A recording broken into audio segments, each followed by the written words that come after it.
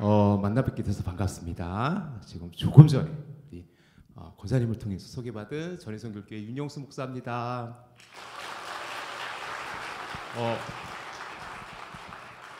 제가 이렇게 좀 편하게 말씀을 나누어도 될까요? 이렇게 딱 서서 이걸 제가 잘 못해서 오늘 제가 그 여전대 연합회 헌신예배라는 이야기를 듣고 또 우리 박인기 목사님께서 이렇게 저를 또 초대해 주셔서 감사하고 또 오늘 이 한 시간 또 저와 여러분과 함께 은혜를 나누는 귀한 시간 되었으면 좋겠어요. 헌신예배죠. 여기 지금 찬양하신 분이 임원들. 그럼 한 가지만 여쭤봐도 돼요? 헌신에서 가장 중요한 요소가 있다면, 가장 중요한 게 한 가지 있다면 뭘 것 같아요? 아이 컨택하고 있는 분 빨리. 저하고 눈은 가장 이쁘셔서 헌신에서 가장 중요한 건 뭘 것 같아요? 혹시 제목 보고 컨닝했어요? 그러니까 헌신이라는 이야기를 하면 주로 믿음도 있고 열심도 있고 또 뭐 열정도 필요한 것 같고, 그런데 정작 하나님은 무엇을 원하시지에 대한 답을 찾았으면 좋겠어요. 어느 아주 열심히 있는 종이 있었어요. 마당새가 있었어요. 마당새가 진짜 마당새는 열심히 있었어요. 주인 말도 잘 들어요. 모든 것을 정말 열심히 해요. 충성된 종이었었어요. 그래서 그 종은 스스로 이렇게 얘기했어요. 나는 주인한테 정말 칭찬받을 거야 라고 정말 열심히 했어요. 그 마당새를 그 주인이 어느 날 불러요. 그 늦지막한 저녁에 불러서 이렇게 물어봐요. 이렇게 이야기해요. 마당새야 내일 재 넘어 좀 갔다 와야 되겠어 라고 얘기해요. 그럼 그 다음 날이 됐어요. 아침에 마당새를 막 찾아요. 마당새야 찾아요. 근데 없어요. 주인이 열이 받았어.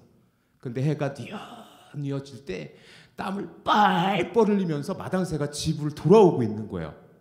어디 갔다 왔시오? 쟤는 뭐 갔다 온 거야. 왜 갔어요?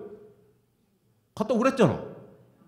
그러니까 주인이 물어봤어요. 야, 마당새야, 너 시계 어디 갔다 왔어? 그랬더니 주인 어른, 쟤 넘어 갔다 왔습니다. 왜 갔다 왔어? 갔다 오시래매요. 그랬단 말이에요. 자, 우리 서대산 선교회를 향한 하나님의 부르심은 어디 있을까? 오늘 그 얘기를 오늘 본문을 통해서 좀 찾아봤으면 좋겠어요. 오늘 여러분 이 본문을 혹시 오늘 본문 이야기 모르는 사람 손 들어보세요. 오늘 본문 다 처음 들었어요? 손 들어보세요. 아마 없을 거예요. 오늘 본문을 처음 듣는 분은 아마 한 분도 없으실 거예요. 자, 여기서 제가 포커스를 짓고 싶은 건 뭐냐면 이 얘기 왜 했어요? 여러분이 잘 알고 있는 것처럼 누가복음 15장에는 세 가지 이야기가 오니버스식으로 연결되어져 있어요. 잃은 양 한 마리의 비유, 한 드라크마 잃은 여인의 이야기, 그리고 우리가 여러분이 너무나도 잘 알고 있는 탕자의 비유. 이것이 옴니버스식으로 연결되어져 있어요. 100개 중에 1개, 10개 중에 1개, 2개 중에 1개. 자, 그렇다면 여기서 무엇을 질문해야 되냐면 예수님이 이 얘기 왜 한 거예요? 왜 했죠? 그것을 찾아야만이 오늘 본문을 조금 더 우리가 한 단계 더 깊이 들어갈 수 있을 것 같아요. 자, 오늘 본문을 좀 한번 좀 살펴보지요. 오늘 본문을 들어갈 거예요. 자막이 안 띄어지면 여러분이 저를 같이 좀 성경을 좀 찾고 그렇게 이야기를 나누었으면 좋겠습니다. 자, 오늘 본문 15장 1절 한번 보시겠습니까? 자, 15장 1절. 자, 15장 1절. 잘 나오네요. 같이 한번 1절만 읽어볼까요? 시작. 네, 예수님에게 세리와 죄인들이 말씀을 들으러 가까이 나오고 있어요. 근데 문제는 뭐냐면 2절이에요. 2절 한번 보세요. 시작. 바리새인들과 서기관들이 수군거려 이르되 이 사람이 죄인을 영접하고 음식을 같이 먹는다 하더라라고 수군거리고 있는 거예요. 이 상황을 좀 생각해 보세요. 지금 예수님께서 세리와 죄인들과 함께 하고 있어요. 그 옆에서 서기관들과 바리새인들이 쟨 뭐야? 라고 이렇게 보고 있어요. 자, 예수님께서 세리와 죄인들과 함께했다. 뭐 이미 우리가 잘 알고 있는 거죠. 예수님께서는 바로 그 죄인을 부르러 오신 분이기 때문에 늘 세리와 죄인들이 그들 곁에 있었어요. 예수님의 제자 중에 세리가 있죠. 누구요? 마태. 마태가 세리인 건 알죠? 그렇게 세리들과 함께 죄인들과 함께 했어요. 이미 여러분 들었겠지만 세리는 뭐예요? 죄인으로 취급받았어요. 왜요? 친로마적이거든. 로마에서 어느 지역을 할당해서 너 세금 내, 그리고 세금을 부과해요. 그러면 세리가 그 돈을 세금을 다 내요. 로마 정부에다가. 그리고 나머지 그 세금 징수권을 받는 거예요. 그래서 자기가 낸 세금보다 더 많이 걷기 위해서 그 동족인 이스라엘 민족들을 찬탈하고 빼앗고, 그래서 뭐예요? 이스라엘 백성들, 이스라엘 유대인들이 보기에 세리들은 뭐예요? 굉장히 친로마적이고 배신자예요. 민족의 배신자. 그래서 굉장히 뭐예요? 터부시하고 세리들을 뭐예요? 죄인 취급했던 거예요. 그러면 죄인은 누굴까? 살인? 강도? 도둑질한 사람? 가늠한 사람들? 여기서 예수님과 함께 탔던 죄인들은, 예수님이 말씀하신 죄인은 도대체 누구예요? 왜 예수님이 죄인과 함께 했죠? 그럼 예수님께서 죄인을 부르신다고 말씀하셨는데 그 죄인이 누구예요? 제가 죄인입니다. 그거 말고 본문에서 얘기하는 죄인은 도대체 누구예요? 누굴 것 같아요? 분명히 그 중에 진짜로 죄인이 있을 수도 있겠죠. 죄를 범한 자도. 그런데 조금만 좀 본문을 좀 이렇게 유심히 보면 이 죄인과 예수님께서 함께 하셨어. 그러면 이 죄인은 진짜로 흉악범인가? 그러지 않을 수도 있다라는 얘기예요. 그래서 어느 그 주석가가 이렇게 이 설명을 해놨더라고요. 그것은 아니라, 그게 그 얘기하는 게 아니라 바리새인과 서기관들에게 보이는 시각에서 그들은 뭐예요? 율법을 다 지킬 수 없는 부류의 사람일 수도 있어요. 즉 뭐냐면 레위기와 신명기와 율법에 의해서 그들이 죄인으로 정죄당하고 있다라는 거예요. 누구에 의해서? 그 당시 종교 지도자들에 대해서. 그러니까 혹시 그 죄인이 누굴 수도 있냐면 병자일 수도 있고 불구자일 수도 있어요. 불구라는 표현을 잘 안 쓰지요. 장애를 갖고 있는 사람일 수도 있어요. 그리고 가난한 이들일 수도 있어요. 왜냐하면 그 당시 제사를 드린다라는 것은 제물이 필요했고, 그래서 제물을 드리기 위해서는 그들이 내놓아야 돼요. 그런데 너무 가난해서 그것을 내놓을 수 없는 정도의 가난한 이들은 그들의 제사법과 유대 율법에 의해서 그들은 죄인으로 이야기되어질 수도 있어요. 쉬운 말로 얘기해서 조금 더 쉽게 얘기한다면 그 서기관들, 바리새인들, 그런 종교 지도자들 입장에서 보면은 그들은 뭐예요? 하나님의 율법을 잘 따르지 않아. 어쩌면 그들의 시각에서 봤을 때는 그들은 거룩하지 않아요. 오늘날로 말하면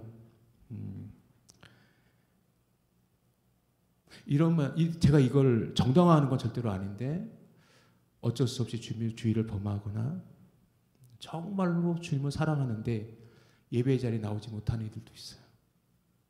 그들은 죄인인 거예요. 그냥. 혹시 그런 사람들은 아닐까? 그리고 그 옆에서 바리새인들, 서기관들은 뭐예요? 수근수근거려요. 뭐 스스로 선생이라며, 스스로 뭐 메시아라며. 근데 저 예수란 놈은 뭐 하는 거야? 저 세리와 죄인하고 지금 먹고 놀고 신나게 재밌게 놀고 있네? 수근수근거려요. 자, 바리새인들은 누구예요? 대표적인 성경의 바리새인 바울, 이기 전에 사울, 그죠? 모든 율법의 조항들을 다 지켰던 이들이 바리새인들이잖아요. 서기관들은 누구죠? 오늘날로 말하면 신학교 교수, 신학 박사, 율법에 대통한 사람들, 그런 사람들로 이야기되어질 수 있어요. 그들 눈에는 그들은 뭐예요? 지금 예수님이 세리와 죄인과 함께 하고 있는 거예요. 그때 3절을 봅시다. 3절을 보면 이렇게 돼 있어요. 예수께서 그들에게 누구에게? 그들에게. 그들은 누굴까요? 죄인과 레위인들에게 지금 세리와 죄인들에게 지금 이 얘기를 하는 거예요? 아니죠. 그들에게라는 것은 지금 이 비유를 누구를 향해서 이야기하고 있는 거예요? 서기관과 바리새인들 향해서 하고 있어요. 그런 시각을 가지고 오늘 본문 한번 봐보세요. 세 가지 옴니버스 이야기, 이른 양의 비유, 한 드라크마를 잃은 여인의 비유, 그리고 우리가 흔히 말하는 탕자의 비유에서 주제는 똑같아요. 하고 싶은 말씀은 똑같아요. 그렇지만 세 가지 이야기가 연속적으로 옴니버스로 나열되어져 있어요. 그럼 거기서 주제는 뭐죠? 세 가지 똑같은 얘기예요. 다른 얘기 아니에요. 똑같은 얘기예요. 거기서 예수님께서 정말 하시고 싶은 얘기는 뭐예요? 그러면 뭐예요? 여기서 주인공은 누구예요? 첫 번째 잃은 양의 비유에서 주인공은 누구예요? 정말 거기서 예수님께서 이야기하고 싶은 그 대상은 누구예요? 잃은 양이에요? 목자예요? 목자일 수 있어요. 목자예요. 그리고 두 번째 10드라크마 이야기에서 진짜 예수님께서 하신 것은 드라크마 하나 찾은 그 드라크마 얘기하고 싶은 거예요. 그 드라크마를 찾은 여인을 이야기하고 싶은 거예요. 여인을 얘기하고 싶은 거예요. 세 번째 탕자의 비유는 여러분이 조금은 좀 혼란스러워할 수도 있는데 진짜 주인공은 누구예요? 탕자예요? 아버지예요? 그런 패턴으로 간다면 종종 우리는 탕자가 주인공인 것처럼 이야기하는데 아니에요. 누구예요? 아버지예요. 그리고 그것을 통해서 무엇을 얘기하고 싶은 거예요? 나는 지금 목자가 잃은 양을 찾듯 그 여인이 한 드라크마를 찾듯 그 아버지가 아들을 기다리듯 나는 그렇게 찾고 있고 기다리고 있어. 너희가 그 마음을 알아주고 너희가 정말 그 마음을 아니? 너희가 그 하나님의 마음을 아니? 그 하나님의 마음을 너희가 알 수 있니? 그러면서 너희가 지금 내가 세리와 죄인들과 함께 있다고 너가 나한테 수군거릴 수 있고 너가 나한테 손가락질할 수 있어? 너 정말 그럴 수 있어? 라고 하면서 책망의 메시지는 아닐까? 오늘 본문은 조금만 한 단계 더 들어가 보죠. 이제 오늘 본문으로 좀 들어갈게요. 그러면 오늘 목자와 그 잃어버린 한 마리의 양의 이야기를 통해서 우리는 무엇을 찾을 수 있는 겁니까? 무엇을 이야기해야 돼요? 첫 번째 우리가 좀 찾아볼 수 있는 건 뭐냐면 하나님께서 예수님께서는요 이 이야기를 통해서 이런 양을 귀히 여기셨어요. 너무 소중히 여기셨어요. 그래서 뭐예요? 찾고 또 찾고 또 찾았어요. 자, 오늘 본문을 정확히 보세요. 오늘 본문을 정확히 보세요. 자, 4절 말씀을 정확히 보세요. 자, 4절 말씀 같이 한번 읽어볼게요. 시작. 너희 중에 어떤 사람이 양 100마리가 있는데 그 중에 한 마리를 잃으면 90마리를 들에 두고 그 잃은 것을 찾기까지 찾아다니지 아니하겠느냐. 자, 끝에 가서 뭐라고 예수님께서 말씀하셨어요? 찾기까지 찾아다니지 않겠느냐. 찾기까지 찾아다니지 않겠느냐. 끝까지 찾으시겠다는 얘기예요. 그 한 영혼을 너무 소중히 여기시는 거예요. 그 잃어버린 양 한 마리를 위해서 끝까지 찾으시겠다는 거예요. 우리 서턴역교회 성도님들, 여러분에게 잃은 양은 누구지요? 도대체 여러분이 찾아야 될 양은 누구지요?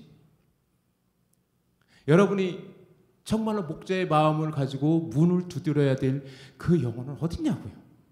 그 영혼을 여러분은 정말 소중히 여기십니까? 한 영혼을 향한 그 목자의 마음으로 그들을 다가가고 있습니까?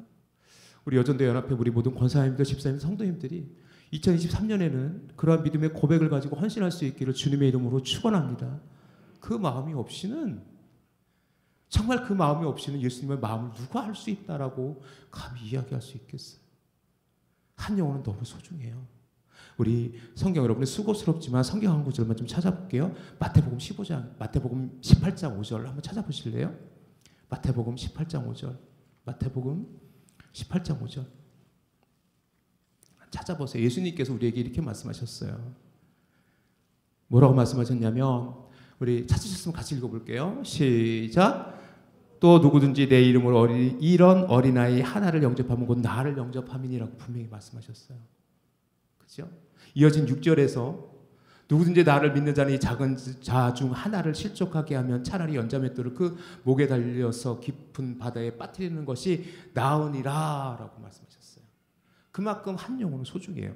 예수님께서 찾으시는 영혼은요 어느 특별한 그 누군가가 아니에요. 그런데 예수님에게는 너무나도 특별한 그예요. 그 영혼이 바로 여러분이 찾아야 될 잃어버린 양일 수 있다는 것을 여러분이 기억하시기를 주님의 이름으로 간절히 축복합니다. 그것을 여러분이 찾으셔야 돼요.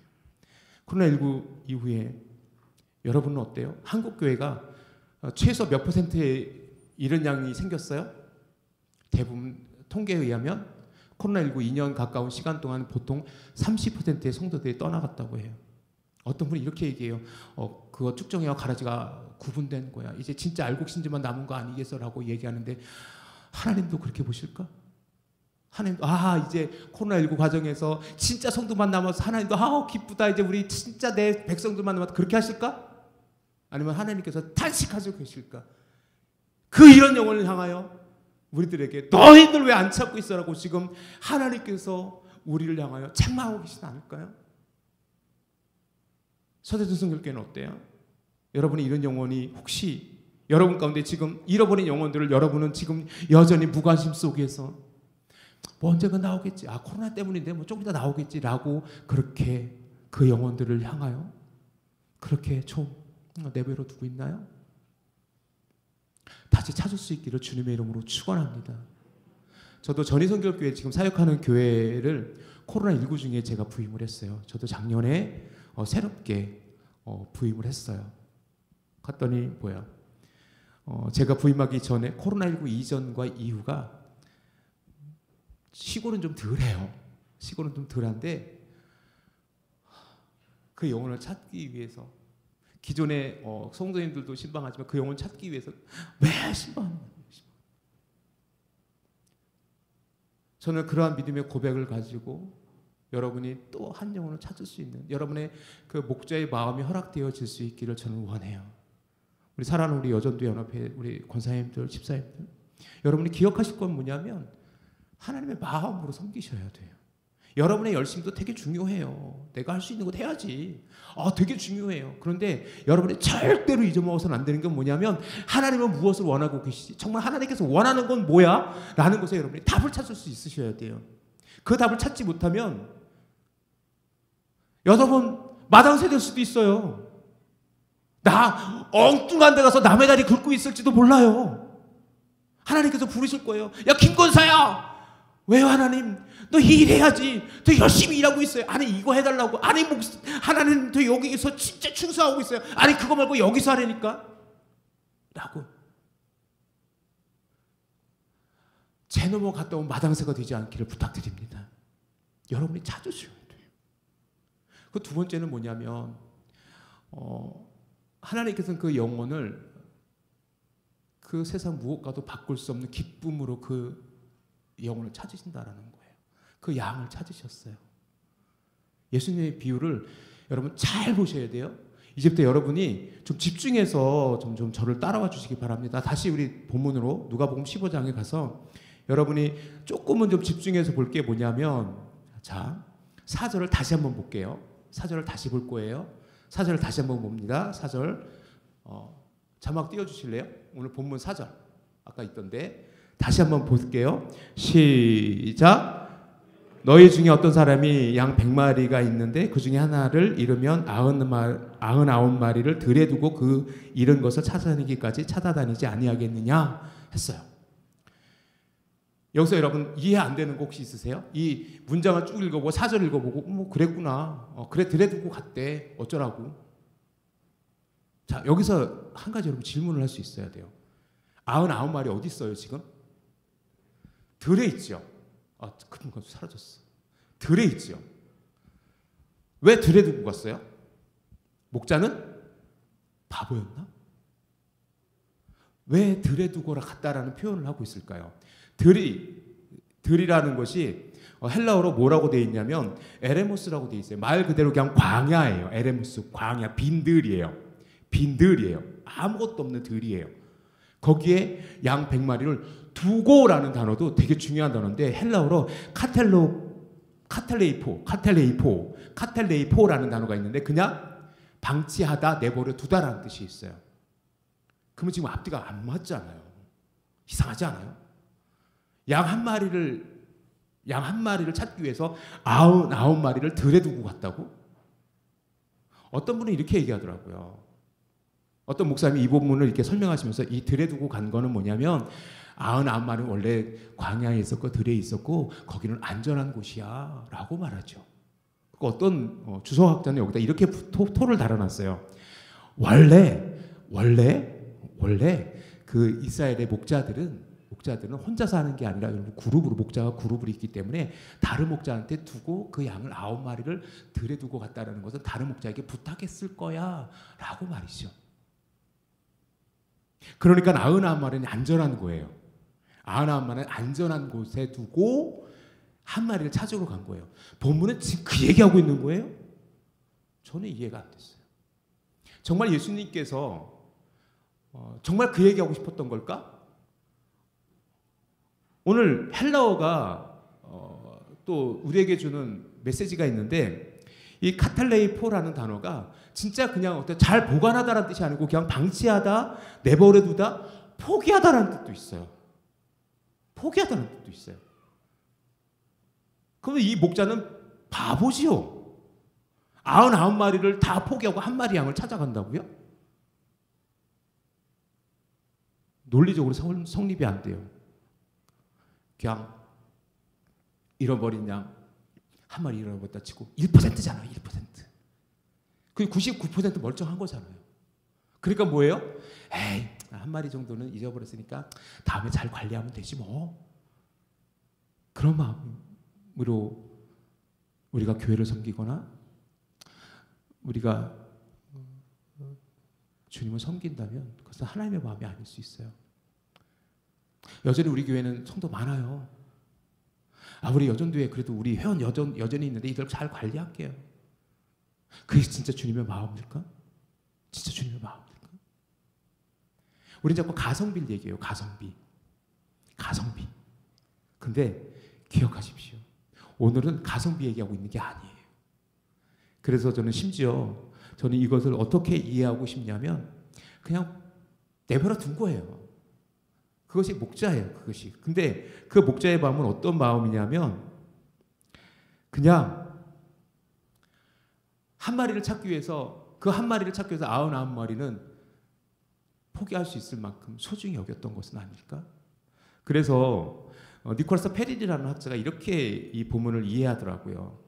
양들이 일반적으로 생활하는 목초지로 이해함으로써 그렇게 위험한 장소가 아니다. 그러므로 99마리의 양은 아무런 조치 없이 방치된 것으로 여길 수 없다라고 이야기하지만 페린도 제가 좀 전에 얘기했던 몇몇 학자들처럼 얘기하지만 저는 이 본문을 묵상하면서 절대로 그 생각이 안 드는 거예요. 아닐 수도 있겠다. 예수님께서 이 이야기를 통해서 그 바리새인과 사두개인에게 무슨 얘기하고 싶은 거예요? 나 지금 너희는 99마리 중에 있을지 모르겠어. 너희는 바리새인들, 서기관들 이 비유를 들으면서 그들 바리새인과 서기관들 무슨 생각이 있어요? 나는 99마리의 양의 무리 속에 있을 거야. 나는 안전할 거야. 라고 하지만 예수님께서 이 비유를 통해서 그렇게 얘기하시는 거예요. 아니야. 나는 그 잃어버린 양을 찾길 원해. 라고 말이죠. 여러분 어떻게 하실 거예요? 여러분 혹시 어떤 대가를 지불하시더라도 우리 여전도에 우리 회비 있죠, 회비.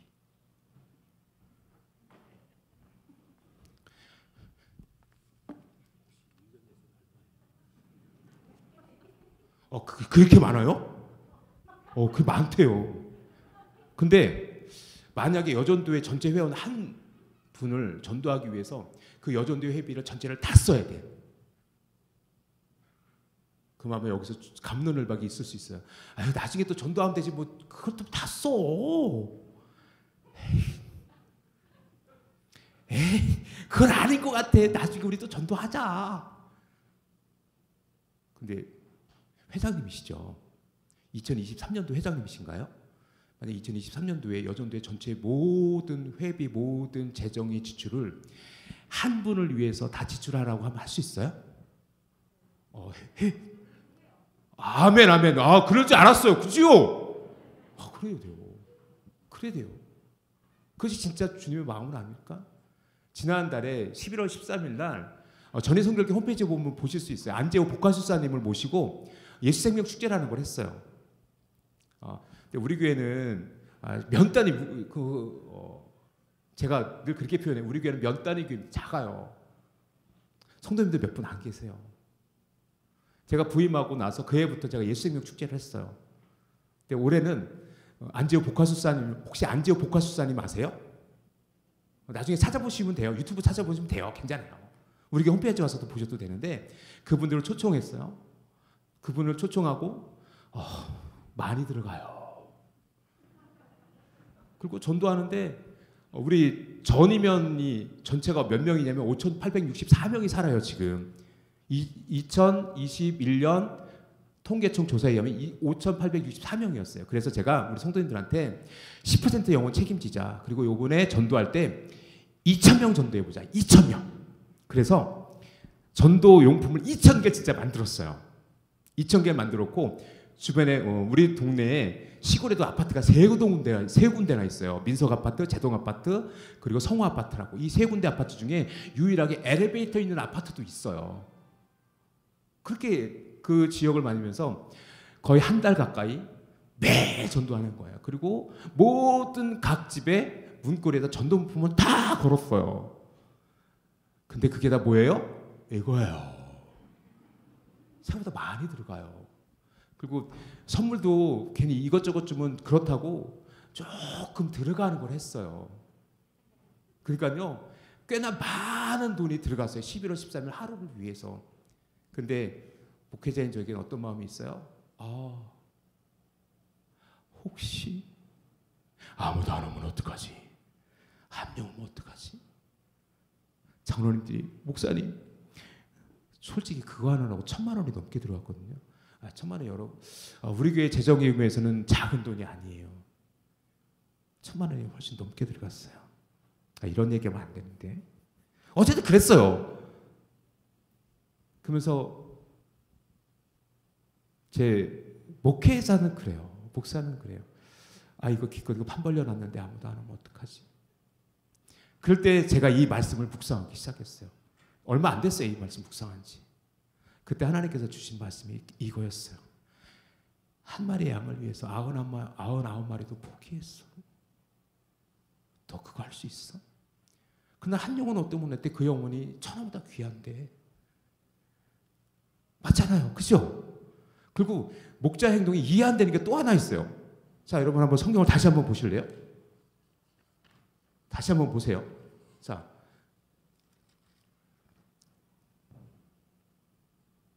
6절 한번 보세요. 6절. 다 같이 한번 읽어봅시다. 시작.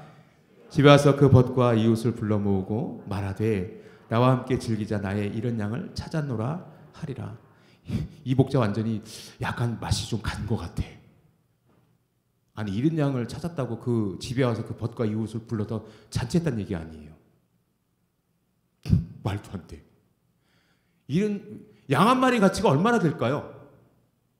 양 한 마리 가치가 얼마나 될 것 같아요? 혹시 우리나라에서는 양이 얼마인지 모르겠어요. 그리고 예수님 시대 때 양의 가치가 얼마인지 좀 모르겠어요. 그런데 제가 짐작할 수 있는 근거는 하나 있어요. 뭐냐면 레위기에 가보면 제사의 제물을 드리는 단계가 있어요. 첫 번째 가장 부자는 소를 드려요. 그 다음에 염소를 드려요. 그 다음에 양을 드려요. 근데 양이 가장 보편적이게 드려지는 제물이었어요. 그렇게 따지면 그렇게 하다 그리고 이스라엘에서 가장 많이 볼 수 있는 동물이 양이에요. 그죠? 그러면 양은 그 당시에 얼마나 가치가 있는지 모르겠지만 이웃을 그 양 한 마리 찾았다고 이웃을 초청하고 벗을 부르고 잔치할 정도의 가치가 있을까? 그런 가치가 있을까? 저희 집이 혹시 백이보충대 다녔었던 분 손 들어보세요. 백이보충대 출신. 춘천 백이보충대. 와, 이것도 기적이다. 한 분도 안 계시네. 다 논산 군번이세요? 논산? 아니요. 어디? 거기. 예? 죄송합니다. 저는 방유. 이거 뭐냐면 저희 집이 아주 시골이었어요. 저희 집에 소를 한 마리 매번 소를 한 마리 꼭 키웠어요. 왜냐하면 등록금 되려고. 많이 키울 때 3마리까지 키워봤는데 이 소가 가끔가다 우리를 뛰쳐나가요. 외양간을 뛰쳐나가면 뭐예요? 온 동네 사람들이 다 그 소를 잡아야 돼. 왜? 그 돈을 다 헤쳐놓으니까. 그럼 우리 아버지가 갑자기 그 소가 한 마리 툭 튀어나가면 우리 아버지가 뭐예요? 동네 사람들 불러요. 어쩔 수 없어. 못 잡아요. 혼자서는. 절대로 못 잡아요. 그러니까는 동네 사람 몇 분을 불러가지고 소 캬 끌어다 외양간을 넣고 나서 막걸리 사드려요. 우리 아버지가 동네 분들한테. 그거는 사줄만 해. 왜? 소는 엄청 비싸니까. 근데 양을 찾았다고 그래요? 지금 오늘 예화를 예수님께서 하신 이 비유를 자세히 보면은 말이 안 되게 너무 많은 거야. 말이 안 되게 너무 많은 거야. 그런데 그것이 뭐예요? 예수님의 마음이라고 그래요. 목자의 마음이라고 그래요. 그럼 뭐 너무 기뻐요. 너무 기뻐요. 그 기쁨이 말할 수 없이 기쁜 거예요. 사랑하는 성도 여러분, 어떤 대가를 지불해도 상관없어요. 목자에게는. 그 잃은 양이 찾은 것이 기뻐가지고 동네 사람들 다 불렀어. 동네 사람들아, 내가 양 찾았어. 불러가지고 잔치하자. 그 얘기하는 거예요. 우리 전입교회, 우리 초대교회 성도님들이 한 영혼이 여러분께 허락되어졌을 때 여러분이 잔치할 수 있는 교회 되어지길 주님의 이름으로 축원합니다. 그렇게 되어져야 돼요. 그런데 문제는 또 하나 있어요. 오늘 본문을 또 한 번 볼게요. 어디를 볼 거냐면 5절을 볼 거예요. 5절을 볼 거예요. 5절 같이 한번 읽어봅시다. 시작. 또 찾아낸즉 즐거워서 어깨에 메고. 왜 맸을까? 왜 어깨에 맸을 것 같아요? 혹시 양이 몇 킬로 정도 나가는지 아세요? 성지순례 갔다 오신 분? 손을 안 들어요.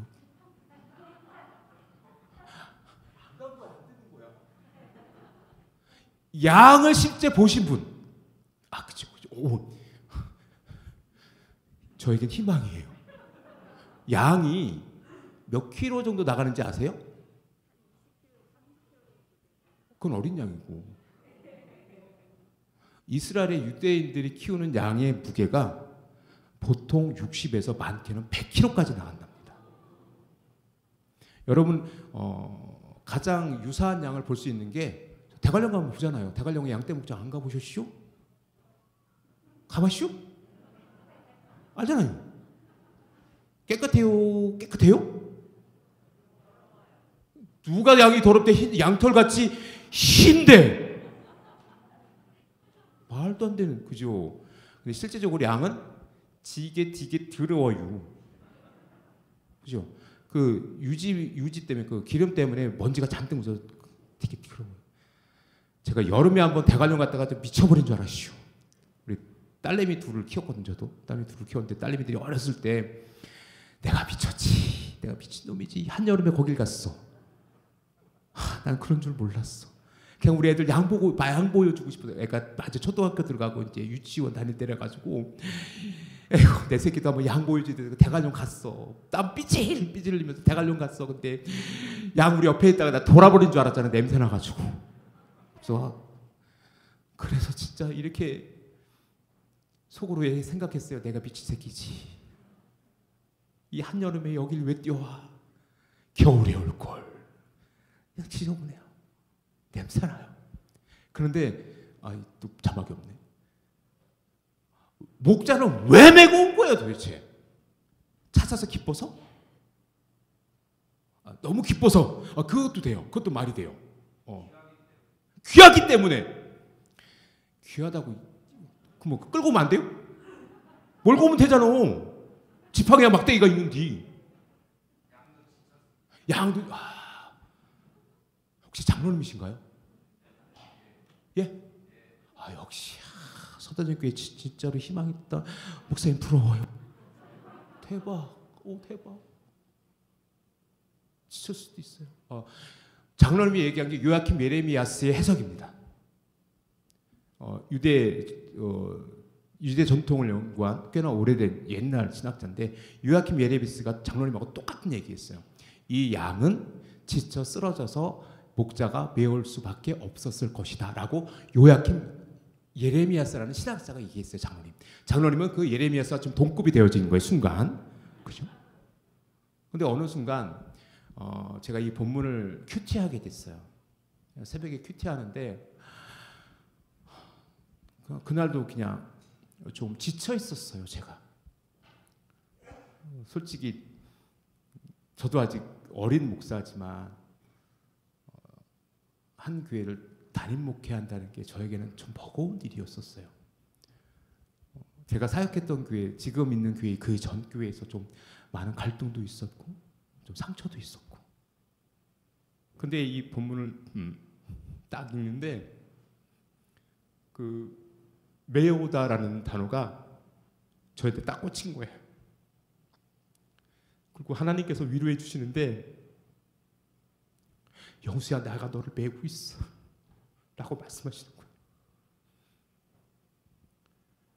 만약에 양이 장로님이 말씀하셨던 거면 지쳐 있을 수도 있어요. 양이 걸을 수가 없었기 때문에 거의 60kg 거의 100kg 가까운 양을 맸다라는 건 뭐죠? 그건 뭐예요? 목자가 그 양을 그렇게 사랑했다는 거예요. 그래서 메고 와요.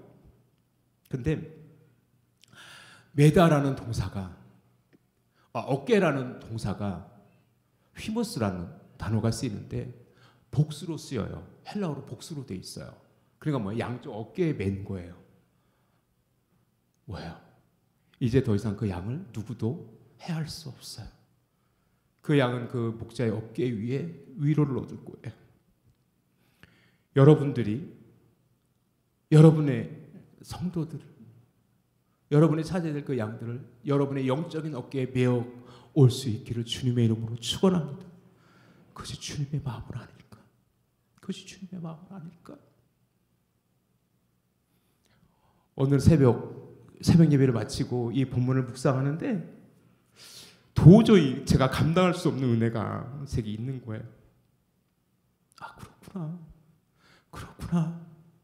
하나님께서 그렇게 나를 사랑하셨구나. 하나님께서 그렇게 나를 보호하셨구나. 내가 마치 그 목자의 어깨에 메어진 양같이 느껴졌는데 감히 헤어나올 수 없는 은혜가 있더라고요. 사랑하는 성도 여러분, 그런 은혜가 저와 여러분에게 허락되어지기를 주님의 이름으로 축원합니다. 그 감격적인 은혜가 고백되어졌으면 좋겠어요. 저는 되게 가난한 집에서 태어났어요. 시골이라 그랬죠. 제가 꼴 베고 소 키웠어요. 그리고 저는 모내기도 직접 했고 제가 이렇게 키운 소를 아버님이 팔으셔서 형님의 등록금도 대시고 그랬었어요. 그러고 나서 제가 처음 이제 주님을 만났어요. 주님을 만났는데 너무 뜨겁게 만났어요. 고등학교 1학년 때 전 주님을 만났어요. 고등학교 1학년 때 주님을 만났고 그리고 신앙생활을 하기 시작했는데 왜 교회를 갔냐면 단발머리 여학생 쫓아다니려고 갔어요. 솔직히 이거 제 아내가 들으면 안 되는데 김수미라고 이름도 안 잊어먹어요. 진짜예요. 백이보충대 바로 옆에 부대가 있어요. 110 공병여단이라고 공병대라고 110부대예요. 부대 이름이. 그 부대 옆에 교회가 생겼고 우리 집이 그 바로 옆에 있었어요. 근데 어느 날 그 앞으로 갑자기 그 여학생이 왔다 갔다 거리는 거야. 못생겼으면 내가 외면했을 텐데 이뻤어. 왔다 갔다 했지. 그러고 나서 슬쩍 기웃거리는데 군의교회였으니까 군종병이라 그래요. 군종병이 야 인마 너 뭐야? 그랬어. 뭐긴 뭐예요? 그냥 사람이지. 그랬더니 오라고. 그래서 그 교회를 다니기 시작했어요. 근데 처음에는 진짜로 그 여학생 때문에 다녔어. 인기야. 그 여학생이 지금 내가 사는 여자보다 훨씬 못생겼더니 나중에 제 아내 만나면 그렇게 얘기해줘. 그랬어요. 그랬는데 그렇게 주님을 만나고 또 은혜를 받았어요.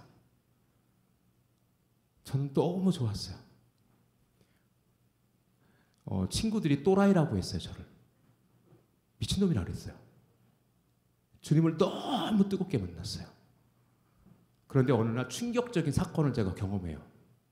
어떤 사건을 경험하게 되냐면 친구 집에 놀러 가는데 예배를 드려요. 뭐야? 이 집은 뭐야? 가정 예배를 드리는 거예요.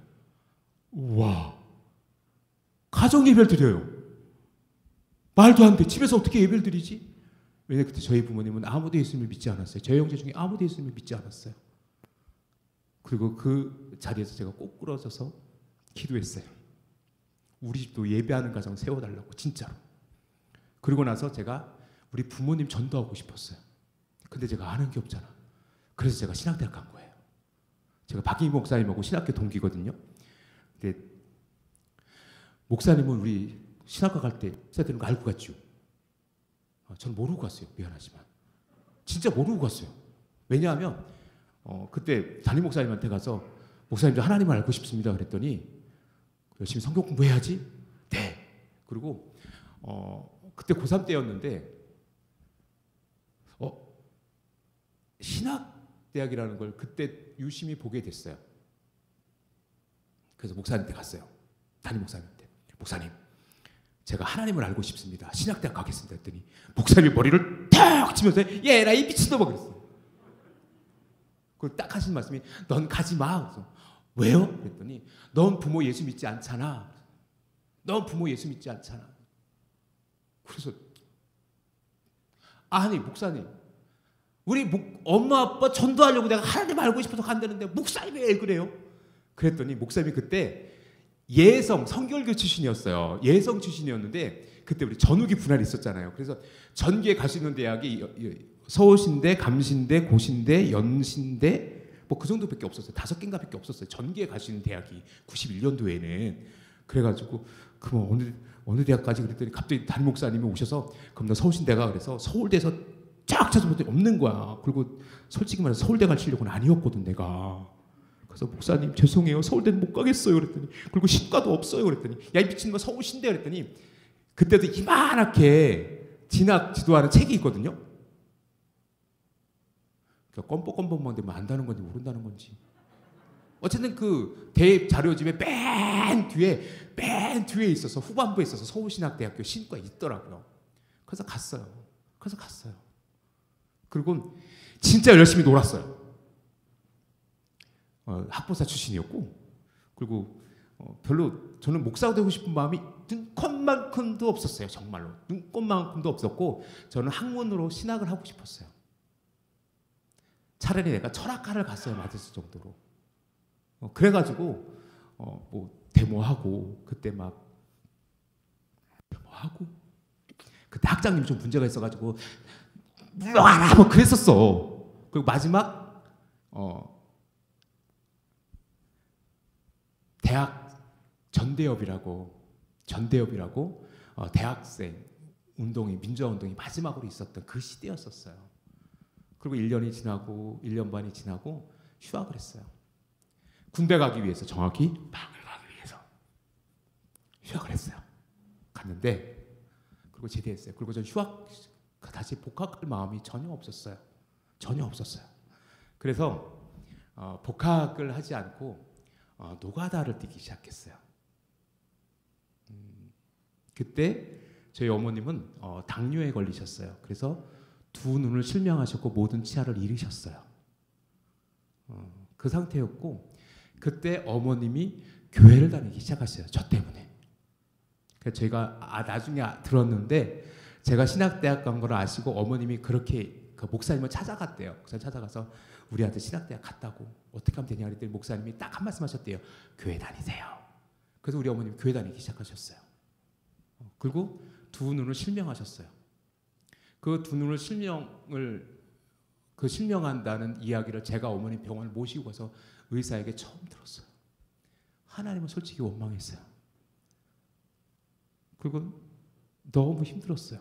그래서 저는 복학을 원하지 않았어요. 신학을 하고 싶지 않았어요. 그리고 그때 계속 노가다를 뛰고 다녔어요. 노가다를 뛰러 다녔어요. 돈은 좀 벌었어요. 그때 92년도, 93년도였는데 제 통장에 2천만 원인가 3천만 원이 있었어요. 노가다로 번 돈만. 그리고 그날도 어느 날도 노가다를 뛰러 집을 나서는데 어머님이 요새는 이제 시각 장애인을 위해서 흰색 그 시각 장애인 지팡이가 있잖아요. 우리 어머니는 그것도 없으셨어요. 그냥 지게작대기, 말 그대로 진짜 지게작대기를 탁탁탁탁 두드리면서 새벽에 그때 노가다는 새벽에 갔어야 됐었어요. 새벽에 가야 현장부터 일을 해야 되니까. 그런데 그때 어머님이 탁탁탁 치면서 교회를 가셨어요. 그때 저는 어머님이 새벽 예배까지 드리시는 줄 알고 있었지만 그렇게 열심인 줄 몰랐어요. 그리고 어머님께서 제가 물어봤어요. 엄마, 왜 이런 새벽부터 뭐 하는 거야? 어디가? 그랬더니 우리 어머님 딱 하시는 말씀이 막내 목사 된다는데 기도해야지 누마. 그 말씀 딱 하셨어요. 그리고 그 자리에서 제가 다시 꿇었어요. 저는 정말 목사 되고 싶지 않았어요. 돈 버는 것도 재밌었어요. 조금씩 기술도 익혔어요. 벽돌도 쌀 줄 알았고 미장도 할 줄 알았고 방수도 할 줄 알았어요. 근데 그 어머님 한 말씀이 저를 다시 무너지게 했어요. 그 자리에서 제가 다시 그럼 어떻게 해야 되지? 그렇게 다시 짐을 싸서 복학을 했어요. 그리고는 그때 진짜 제가 공부를 하기 시작했어요. 진짜 공부를 하기 시작했어요. 나름 열심히 했어요. 그 다음에 그때는 삐삐도 없었고 핸드폰도 없었고 95년도 어느 5월 되게 날씨가 맑은 날 그렇게 그때 제가 교육전사를 했었어요. 그때 벌써 이미 이제 신학교 복학하고 2학년, 3학년 됐을 때니까 복학하고 3학년이었네요. 복학하고 3학년이었는데 갑자기 우리 기숙사의 로비에 보면 이렇게 칠판이 하나 있어요. 메모판이. 그리고 거기에 급한 연락 있으면 이렇게 메모를 해놨어요. 기숙사 아르바이트하는 학생이. 거기에 뭐라고 메모되어 있냐면 윤영수 학생 신학과 3학년 윤영수 집으로 빨리 연락 바람. 그래서 집으로 급하게 연락했더니 아버님이 받으세요. 빨리 올라오라고. 직감을 했어요. 그때 이미 어머님은 당뇨로 시력을 잃으셨고 모든 치아를 잃으셨고 여러 가지 합병증이 있으셨어요. 그리고 춘천을 향해서 가는데 마음이 너무 무거워요. 그리고 엄마가 계신 그 병실 안으로 들어갔어요. 그 어머니가 마지막으로 제게 하신 말씀이 우리 막둥이 목사 되는 거 보고 싶었는데 그 말이 마지막 우리 어머니 유언처럼 남았고 그대로 한 번도 제가 하나님의 부르심을 거부한 적도 없고 그렇게 지금 여러분 앞에 서 있습니다. 때로 하나님께서 찾으시는 영혼은 누굴까라는 생각을 해요. 그런데 그냥 은혜 입은 자더라고요. 특별한 사람이 없어요. 그냥 하나님께서 은혜 베푸셨어요. 그리고 그렇게 우리를 자녀 삼으셨고 그렇게 우리에게 너 같은 상처받은 영혼, 너 같은 영혼들을 너가 섬겨야 되지 않겠느냐 라고 부르시는 것만 같아요. 오늘 목자의 마음을 여러분 조금만 더 여러분이 알 수 있다면 여러분의 헌신은 바뀔 거라고 저는 믿습니다. 여러분의 믿음의 생활은 바뀔 수 있을 거라고 저는 생각해요. 그 여러분의 자녀들을 위해서 기도하세요. 만약에 저희 어머님이 그 새벽에 그 새벽 예배 가시는 뒷모습을 하나님께서 제게 보여주시지 않았거나 마지막 유언으로 어머니께서 우리 막둥이 예수 목사 되는 거 보고 죽어야 되는데 라는 유언을 남기지 않으셨다면 전 목사 안 됐을 거예요. 저는 절대로 목사 안 했을 거예요. 세상에 할 일이 얼마나 많고 재밌는 일이 얼마나 많은데 목사하고 있겠어요? 근데 하나님께서 그렇게 부르셨고 저는 여전히 목회를 하고 있어요. 우리 어머님의 새벽 기도의 뒷모습이 저를 바꿔놨고 어머님의 마지막 유언이 저를 바꿔놨어요. 그리고 저는 그 어머님이 저에게는 목자였었어요. 영적인 목자. 제가 먼저 예수님을 만났고 제가 어머니께 복음을 전했지만 진짜 어머님은 저의 목자여서 그 어머님의 여린 어깨로 내 영혼을 둘러매고 계셨던 거예요. 메고 있었던 거예요. 그러니 제가 어떻게 순종하지 않을 수 있으며 어떻게 또다시 기도하지 않을 수 있겠어요. 사랑하는 성도 여러분, 다시 하나님의 마음속에 여러분의 마음을 내어놓길 주님의 이름으로 축원합니다. 그러면 여러분은 정말 오직 예수뿐이네 라고 고백하지 않을 수 없을 거예요. 우리 좀 찬양을 할까요? 우리 같이 찬양했으면 좋겠어요. 우리 찬양팀한테는 미리 저 악보를 좀 부탁드렸는데 오직 예수뿐이네 라는 찬양인데 은혜 아니면 살아갈 수가 없네, 호흡마저도 다 주의 것이니 라고 기록되어져 있는데 그래요. 그 은혜는 저와 여러분만이 누릴 수 있는 게 아니에요. 모든 사람이 같이 누려야 되고 혹 여러분이 잃은 영혼이 있다면, 여러분이 찾아야 될 영혼이 있다면 그 영혼을 찾아갈 수 있는 그런 믿음의 우리 서다질교회 성도님들이 되어질 수 있기를 주님의 이름으로 축원합니다. 은혜 아니면 살아갈 수가 없는 우리 찬양할까요?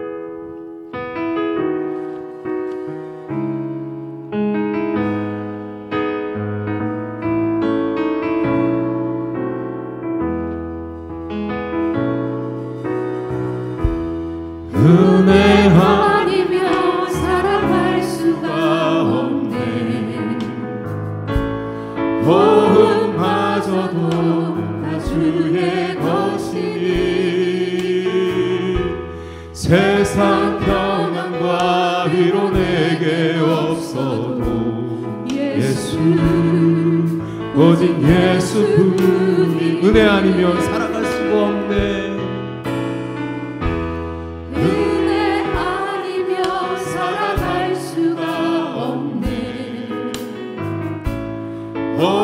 호흡마저도 다 주의 것이니 세상 평안과 위로 내게 없어도 예수, 오직 예수뿐이. 크신 괴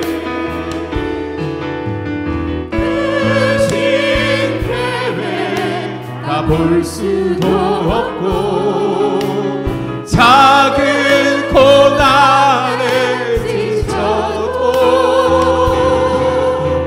주께 묻니 나의 모든 삶 버티고 견디게 하시네. 은혜 아니면 살아갈 수가 없네. 나의 모든 것 다 주의 것이니 참된 평안과 위로 내게 주신 주 예수, 오직 예수뿐이네.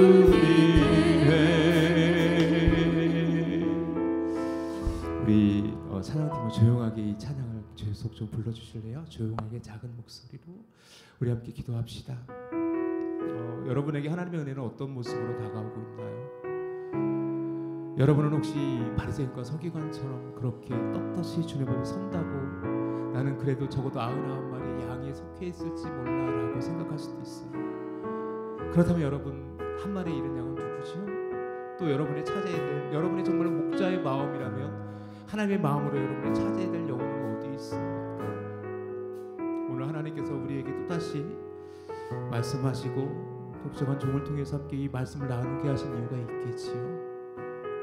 우리 사랑하는 우리 주님 앞에, 주님, 내가 바로 그 잃어버린 양과 같이 아프고 상처받은, 그래서 그 목자의 어깨에 메어져 있던 양이었음을 우리가 기억해 하시고, 그리고 이제 또다시 우리가 어깨에 메어질 그 양들을 또한 기억하며, 하나님, 내가 주의 은혜로 이 사명을 감당하며 주님 은혜로 주님께 나아가고, 그 주님의 마음을 우리가 온전히 다 할 수 없다 할지라도 그 목자의 마음을 알기 위하여 무릎 꿇고 기도하며 또 주님께 나아가길 원합니다. 우리 함께 우리 주여 삼창하시고 우리 간절히 기도합시다. 주여 주여 주여. 사랑과 은혜가 많으신 아버지 하나님, 사랑하는 우리 소자들 교회 성도님들 주님께서 기억하시고 또 하나님께서 우리 가운데 하나님께서 함께 하시기를 원합니다. 하나님, 우리에게 오늘 정말로 목자의 마음과 같은 은혜를 허락하여 주시기 원합니다. 분명히 내가 바로 상처받은 잃어버린 양이었었음을 기억하며, 또 오늘 우리가 찾아야 될 그 양은 어디 있는지, 또 우리가 주의 마음을 알아 우리가 주님의 부르심에 어떻게 응답해야 되는지 하나님 또 묻고 또 묻고 또 기도하며 주님께 나아가길 원합니다. 하나님, 우리 속에 하나님께서 은혜를 주시고 오직 예수의 이름만으로 살아가게 하시옵는데, 여전히 우리는 세상 이곳 저곳을 기웃거리며 마치 나에게는 이제는 충분하다고, 이제 나는 여전히 주의 은혜 없어도 살 것만 같은 그런 삶을 그렇게 살아가고 있지는 않습니까? 입술로는 주의 은혜밖에 없다고 이야기하지만 어느 한순간 나는 주님의 마음도 외면하고 주의 부르심도 외면한 상태에서 그렇게 하나님 내 뜻대로 내 생각대로 내 욕심대로 살아왔던 그런 인생은 아니었습니까? 아버지 하나님, 다시금 간절히 기도합니다. 이 시간 하나님께서 도와서 내게 은혜를 주시고, 하나님, 우리 속에 하나님 정말로 내가 받은 은혜가 주님 앞에 온전히 고백되어질 수 있기를 원합니다. 주 예수 그리스도께서 나를 살리시기 위하여, 이 죄를 살리시기 위하여 십자가에 달려 죽으셔야만 했고, 그 모든 피를 쏟으셔야만 했고, 모든 희생을 감당하셔야만 했고, 그 은혜를 나는 너무나도 당연한 것으로 여기지 않았습니다. 그리고 되려 내가 받은 은혜는 뒤로 하고 어느 순간 나는 당당하게 주님께 내가 받은 은혜를 찾으러 왔다, 왜 나에게 은혜를 안 주시냐고 그렇게 큰 소리로 기도하고 있지는 않았습니까? 어느 순간 그렇게 상처받은 영혼들을 우리는 또 외면했는지도 모릅니다. 교회에서, 때로 구역에서, 때로 여전도회에서 그렇게 원하지 않게, 의도하지 않게 상처를 주고받으며 코로나19가 핑계가 되어져서 그렇게 떠나간 영혼들 어찌할 겁니까? 여전히 우리에게 99마리의 양이 있다고 그렇게 만족하며 그 잃어버린 한 마리의 양을 외면하고 있었던 것은 아닙니까? 그것이 목자의 마음이 아닌 줄 알면서 우리는 그렇게 앙이하며 코로나 끝나면 오겠지, 언젠간 오겠지, 그 영혼 죽어가는 것도 모르면서 그렇게 그 영혼을 외면하고 있지는 않았습니까? 하나님, 다시 한번 우리에게 그 목자의 마음과 같이 주님을 사모하는 마음, 주님을 온전히 바라봐야 되는 마음, 그 속에서 오직 바라봐야 될 참된 주님의 부르심에 다시 하나님, 내가 찾아야 될 어린 양은 어디에 있습니까? 내가 찾아야 될 양은 어디에 있습니까? 라고 부르짖으며 우리의 잃어버린 영혼을 찾아가며 그 양이 아파하고 그 양이 지쳐 쓰러져 있다면 우리의 어깨에 메고서라도 다시 주님께 주의 전으로 은혜의 자리로 데려올 수 있는 그런 믿음의 고백이 우리 가운데 허락되어질 수 있기를 원합니다. 이 모든 것이 은혜였는데 당연한 것을 여기지 않으면서 이 모든 것이 주의 사랑이었습니다. 주여, 주님 우리 속에 하나님 함께하여 주시옵소서. 우리의 마음을 다시 회복시켜 주시옵소서. 주의 은혜로 우리의 마음을 다시 붙잡아 주시옵소서. 예수, 오직 예수뿐이네. 한 가지만, 좀 시간이 지나지만 우리 한 가지만 더 기도할까요? 그래서 우리는 성령님을 다시 경험해야 돼요. 다시 성령님의 이야기를 시작하면 또 다른 한편의 설교를 해야 되겠지만 그저 우리 찬양 속에서 우리의 믿음을 고백했으면 좋겠어요. 그 목자의 마음을, 예수님의 마음을 여러분이 알 수 있는 유일한 방법은 성령님의 역사뿐이에요. 성령님이 다시 여러분을 만지시고 성령님을 여러분이 다시금 의지하셔야 돼요. 이 시간 성령 하나님께서 나를 만지시고 상하고 깨어진 지친 나를 다시 새롭게 하여 주시기를 원합니다. 우리 성령 하나님 나를 만지셔서 찬양합니다.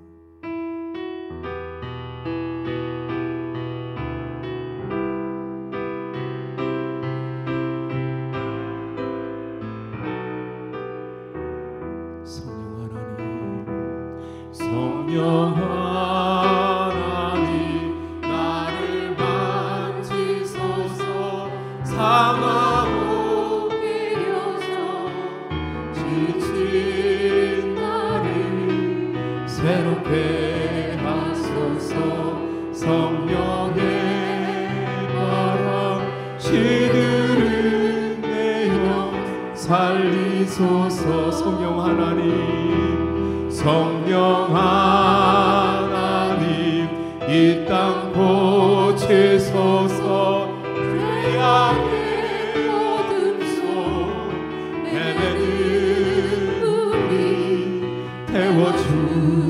태워주소서 성령의 불로 세상 헛된 마음 태우 성령 하나님 다시 한번 찬양합니다. 성령 하나님 나를 만지소서 상하고 깨어져 지친 나를 새롭게 하소서 성령의 바람 시들은 내 영 살리소서 성령 이 땅 고치소서 죄악의 어둠 속 헤매는 우리 태워주소서 성령의 불로 세상 헛된 맘 태우소 임하소서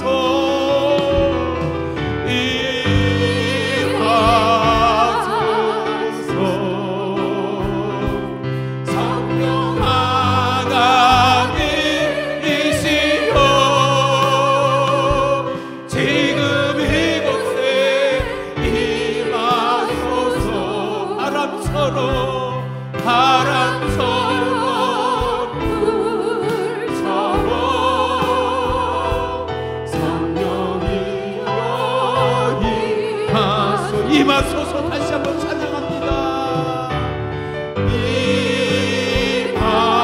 임하소서 성령 하나님이시여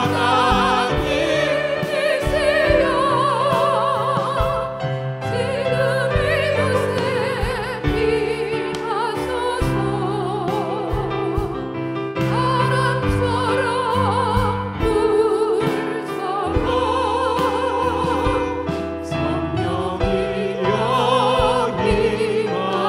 바람처럼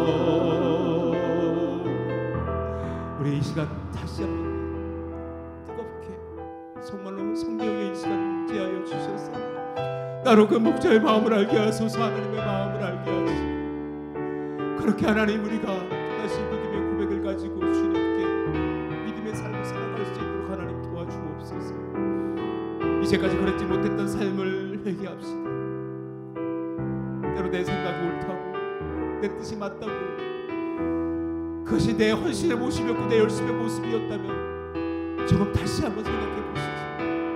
그리고 이렇게 기도합시다. 주님 성령 하나님이여 나를 만지시고 상하고 깨어진 나를 지친 나를 그 잃어버린 양처럼 그저 어딘가에 헤매고 있었던 나를 하나님께서 찾으시고 만지셨던 것처럼 이제는 하나님 이 시간 성령이며 또다시 나에게 오셔서 나를 만지소서 나를 인도하소서. 우리 다시 한번 우리 간절히 기도합시다. 주여 주여 주여 사랑과 은혜가 많으신 아버지 하나님 우리 속에 하나님의 그 은혜를 더하여 주시옵소서. 우리 속에 하나님의 그 성령의 음성을 들려주시고 오직 주님께서 우리 가운데 함께 하시며 또다시 하나님의 주님만을 의지하며 바라며 믿음으로 나아갈 수 있도록 주님 도와주시옵소서. 오늘 또다시 결단하고 헌신하는 우리 여전대 연합회를 하나님께서 축복하시고 저희를 다시 한번 주님께서 불러주시되 주의 은혜로 불러주시고 저희들에게 또다시 헌신해야 될 주의 음성과 주의 마음을 들려주시고 이 시간 성령께서 그렇게 우리 가운데 역사하여 주시고 우리 가운데 축복해 주실 것을 믿습니다. 사랑과 은혜가 많으신 아버지 하나님, 우리 속에 그 성령 하나님을 또다시 의지합니다. 또다시 주님을 바라봅니다. 그리고 또다시 그 목자의 마음은 어떠했는지 예수님께서 우리에게 주신 말씀을 가지고 그 목자의 마음을 우리가 다 알 수는 없지만 그래도 다시 한번 그 말씀 속에서 우리가 다시 기억해야 될 그 주님의 말씀을 함께 나누었습니다. 주님, 우리 사랑하는 서대전 교회를 오늘 헌신을 다짐한 우리 여전도 연합회를 하나님께서 기억하시고 저희들의 헌신이 그 주의 마음에 맞닿을 수 있도록 하나님 도와주시고 더 그렇게 하나님께서 우리 여전도 연합회를 통해서 또다시 이 서대전 교회가 다시금 잃어버린 영혼을 찾고 하나님께서 기쁨의 감사의 고백이 우리 여전도회를 통해서 허락되어질 수 있기를 원합니다. 감사합니다. 예수 그리스도의 이름으로 기도합니다.